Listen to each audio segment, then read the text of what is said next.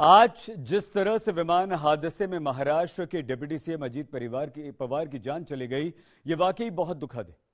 कल सुबह 11 बजे बारामती में अजीत पवार का अंतिम संस्कार किया जाएगा। सवाल यह है कि न विजिबिलिटी कम, न पायलट्स का अनुभव कम और शुरुआती जांच में विमान में कोई खराबी भी, कोई खामी भी नहीं, तो फिर हादसा हुआ कैसे?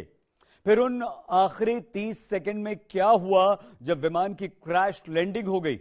निजी charter plane company VSR ventures के इस विमान हादसे पर जहां अभी संभावनाओं को समझने का प्रयास हो रहा है, लेकिन इस हादसे को लेकर पश्चिम बंगाल की मुख्यमंत्री ममता बनर्जी ने सुप्रीम कोर्ट की निगरानी में जांच की मांग कर दी है। ममता बनर्जी ने दावा किया कि अजीत पवार एनडीए का साथ छोड़ने वाले थे। समाजवादी पार्टी के प्रमुख अखिलेश यादव ने भी ममता बनर्जी की मांग का समर्थन कर दिया है। सवाल यह है कि क्या यह सिर्फ हादसा है या फिर राजनीति की आशंकाओं में कोई दम है?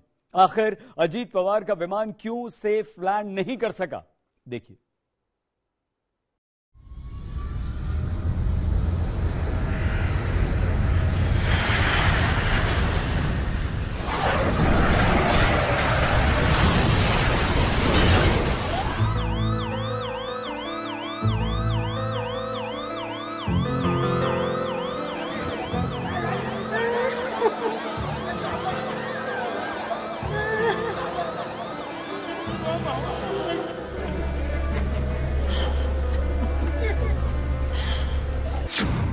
अजीत पवार के विमान हादसे पर ममता ने क्यों उठाए सवाल?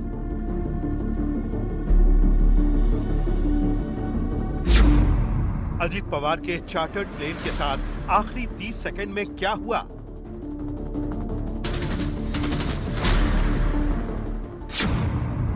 अजीत पवार का विमान क्यों सेफ लैंडिंग नहीं कर सका?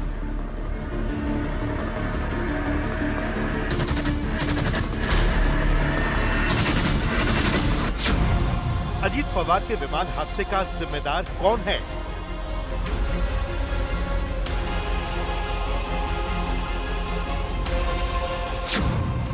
बारामती के दादा चले गए, एक और अनहोनी से देश स्तब्ध है।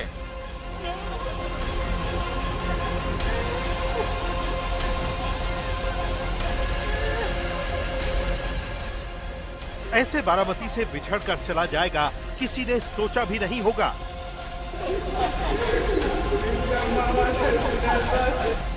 सियासत के तमाम अनुभवों और संभावनाओं को खुद में समेटे हुए अजीत पवार की बारामती की ये उड़ान आखिरी साबित हुई।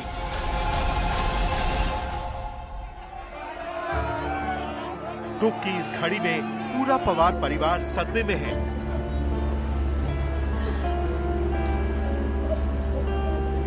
राजनीति का हर चेहरा अफसोस में है।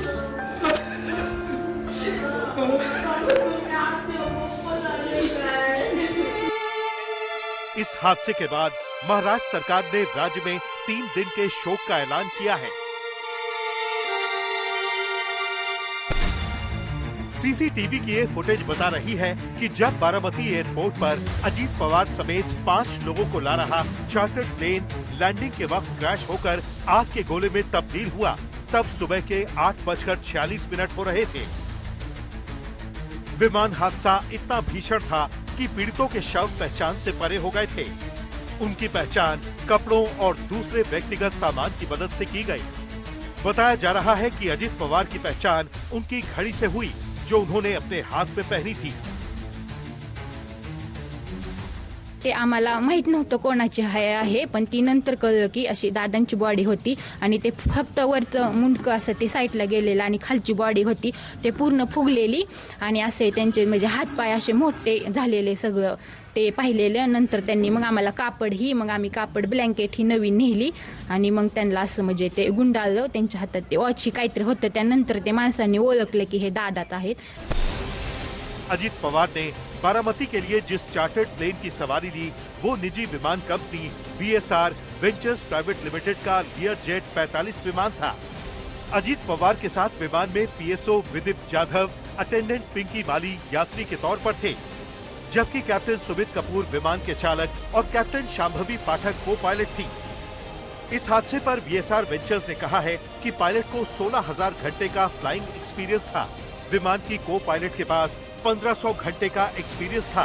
कंपनी ने दावा किया कि एयरक्राफ्ट में कोई तकनीकी खामी नहीं थी।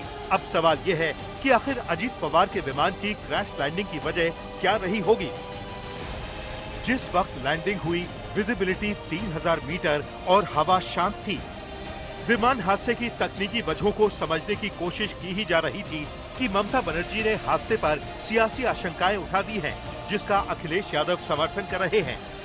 अब सवाल ये है कि ममता बनर्जी को क्यों लगता है कि अजीत पवार के विमान क्रैश में कोई साजिश है। The political leaders, I do not know what is the fate of the opposition political parties, but he was very much with the ruling party. But before few days ago, I came to know that from social network that somebody from other party, they gave a statement that Ajit Pawar is willing to leave the BJP. And now what happened today, I need proper investigation under the supervision of Supreme Court.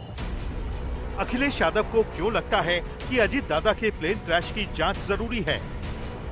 साजिश भी बता रही है ममता बनर्जी। साजिश स्वाभाविक है, और आज के समय पे जहां हम इतने जागरूक हैं, टेक्नोलॉजी को इतना समझते हैं चीजें, तो उन्होंने ठीक ही मांग की होगी, क्योंकि वीआईपी के साथ इस तरह की घटना न हो।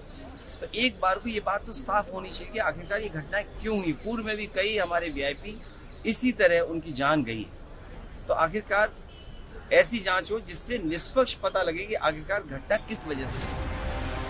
कांग्रेस अध्यक्ष खड़गे को क्यों अजीत पवार के प्लेन की क्रैश लैंडिंग में कुछ गड़बड़ लग रही है?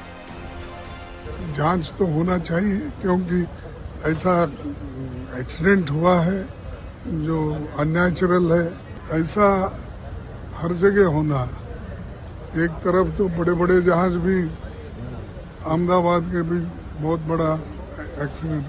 ये तो जो प्लेन था, छोटा प्लेन, वहाँ पर ऐसा हुआ क्यों, इसकी जांच तो होना ही चाहिए। उद्धव की पार्टी के नेता सचिन अहिर को भी क्यों प्लेन क्रैश को लेकर शंका है। अपेक्षा करूंगा कि लोगों को ये प्रॉपरली जानकारी मिलनी चाहिए कि कैसे हुआ, क्योंकि हमको खुद को समझ में नहीं आ रहा कि इतनी नेग्लिजेंसी कैसे हो सकती है। इतना हाई प्रोफाइल, इतनी वीवीआईपी, ये विमान इतना ये था, ये विमान जो एयर स्ट्रिप पे इतना बड़ा विमान उतारना था या नहीं था, ये सब चीजें एक शंका होती है, और ऐसी अपेक्षा है कि इसमें लोगों को मालूम पड़े। हालांकि वो आज का दिन नहीं है। महाराष्ट्र के डिप्टी सीएम एकनाथ शिंदे, केंद्रीय मंत्री चिराग पासवान, बीजेपी नेता अग्निमित्रा पॉल भी कह रही हैं, जांच के बिना पवार के प्लेन क्रैश का सच पता नहीं चलेगा। जो दुर्घटना हुई है इसकी जांच जरूर होगी, क्योंकि ऐसी दुर्घटना पुनरावृत्ति ना हो, दोबारा ना हो, इसलिए जरूर इसकी जांच होनी चाहिए और होगी। डीजीसीए की तरफ से भी शायद ये बयान आया है, अगर मेरी जानकारी सही है, कि कोई टेक्निकल फॉल्ट हुआ था। बट हाँ, अगर किसी को अगर ऐसी आशंका लगती है तो जरूर जांच भी कराई जाए। जांच होना चाहिए, क्योंकि ये जो प्राइवेट चार्टर्ड फ्लाइट, इसका तो बहुत खर्चा होता है और उस हिसाब से उसको मेंटेन किया जाता है। तो ये क्यों हुआ, ये तो जांच होना ही चाहिए और होगा। सवाल विमान कंपनी वीएसआर वेंचर्स के रिकॉर्ड पर भी उठा है। प्रारंभिक मुझे जानकारी मिली है, उसमें इसी प्रकार का हादसा इसी कंपनी का 3 साल पहले मुंबई में हुआ था। डीजीसीए को इसकी पूरी जांच करना चाहिए। इन सवालों के बीच एविएशन मंत्रालय के अधिकारी दिल्ली में वीएसआर वेंचर्स के दफ्तर पहुंचे थे। उन्होंने बताया कि वीएसआर वेंचर जांच में पूरे सहयोग का वादा कर रहा है। बस ये जब से इंसिडेंट हुआ है तब से ही डीजीसीए को और एआईबी को भी अलर्ट करके उनके ऑफिसर को भी यहाँ पे साइट पे भेजने के लिए बोल दिया है, और जैसे वो आएंगे उनकी जांच की वो भी शुरू हो जाएगी। It goes on periodically. It was a fit aircraft. मैं नहीं कह रहा हूँ, टेक्निकली द डीजीसीए इन्वेस्टिगेट्स।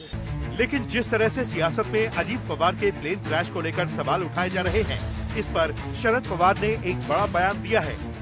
जी हां, शरद पवार ने कहा है कि ये एक हादसा है, इस पर कोई राजनीति नहीं होनी चाहिए।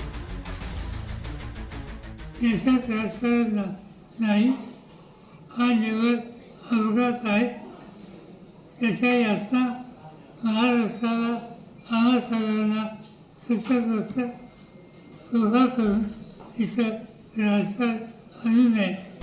अजीत पवार अब इस दुनिया में नहीं है।